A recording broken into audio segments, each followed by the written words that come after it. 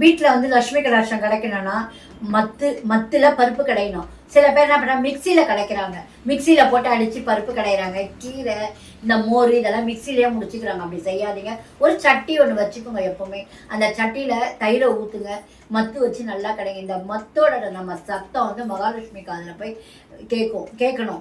அது கேட்டாலும் நம்ம குடும்பத்துக்கு ரொம்ப நல்லது. மகாலட்சுமிக்கு வந்து இந்த சட்டியில் மத்து போட்டு கடையாது அந்த சத்தம் ரொம்ப பிடிக்குமா.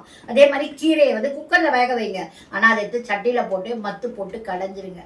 ரொம்ப அந்த சத்தம் நமக்கு, நான் டெய்லி எப்போ சமைச்சாலும் சட்டியை வச்சு நல்லா கடைவேன். ஏன்னா எனக்கு இந்த கடையிறது மகாலட்சுமி பிடிக்கும். மகாலட்சுமி ஐஸ்வர்யம் தானம்மா நமக்கு தேவை. மகாலட்சுமியோட அருள் தான் நமக்கு தேவை. அவங்க அருள் கொடுத்தாலும் நாம் வாழ்க்கையில் சந்தோஷமாக இருக்க முடியும். அதனால் பருப்பு கிடையாது, கீரை கிடையாது, இந்த தயிர் கிடையாது. இதெல்லாம் ஒரு சட்டி வச்சு ஒரு மத்து வச்சு கடைங்க. கடைஞ்சா அவ்வளோ. தயிர் எப்படிமா கிடையாது? ஆமாம், தயிரை ஒரு பாத்திரத்தில் ஊற்றிட்டு மத்து வச்சு இப்படின்னு நம்ம இப்படி தேய்ச்சி கடைஞ்சா அது மோர் ஆகிடும். அதுக்கப்புறம் 2 ஆற்று ஆற்றுனீங்கன்னா அது மோர். மிக்சியில் நீங்கள் எப்படி பண்ணீங்களோ அதே தான் இந்த சட்டியில் நமக்கு வரும். அதே மாதிரி கோன் வச்சு கையில் மருதாணி வைங்க. இலைய வச்சு அரைச்சி அதெல்லாம் உங்களால் இப்போலாம் யாரும் செய்யறதில்ல.